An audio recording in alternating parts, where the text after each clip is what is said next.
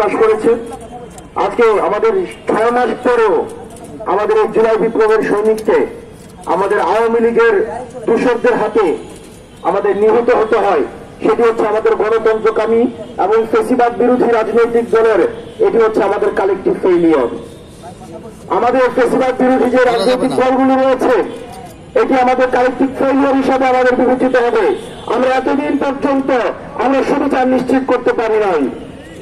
আমরা এতদিন পর্যন্ত আইন প্রক্রিয়ার মধ্য দিয়ে আমরা আওয়ামী লীগকে নিষিদ্ধ করতে পারি নাই।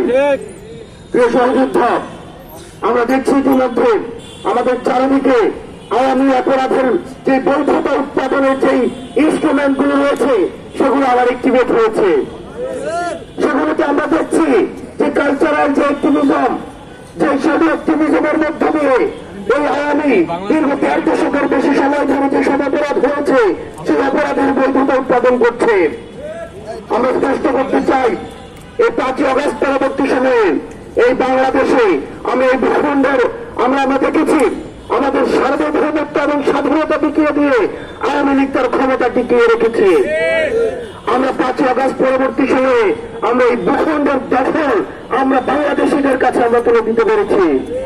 এই 5ই আগস্ট পরবর্তী সময়ে আমাদের এই ভূখণ্ডের মধ্যে হয় আওয়ামী লীগ থাকবে, না হয় আমরা থাকবো। আমরা একসাথে থাকতে পারি না। এই অন্তর্বর্তীকালীন সরকারকে আমরা আহ্বান জানাচ্ছি আওয়ামী লীগকে নিষিদ্ধ করার জন্য, আওয়ামী লীগকে বিচারভূত করার জন্য আপনার আর কি প্রয়োজন? ইতিমধ্যে আমার উপস্থিত হয়েছে দীর্ঘ 4 দশকের বেশি সময় ধরে মানুষের অধিকার লুণ্ঠিত করা হয়েছে। খুন, হত্যা, ধর্ষণ, এটি নির্বিচার মানুষ হত্যা, এগুলো ছিল আওয়ামী লীগের ক্যালেন্ডার ওয়ার্ক।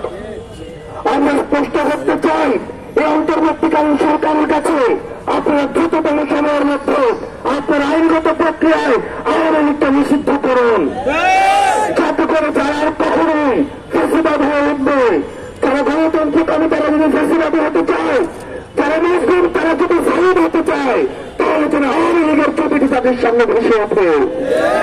আমরা আমাদের ভাই কাসেম হত্যার জন্য কাসেমকে সামনে রেখে, কাসেমের লাশ সামনে রেখে আমরা শপথ গ্রহণ করছি কাসেমের এই রক্তের দায়ভার আমাদের উপরে আমরা আওয়ামী লীগকে নিষিদ্ধ করে ছাড়ব। ইনকিলাব জিন্দাবাদ।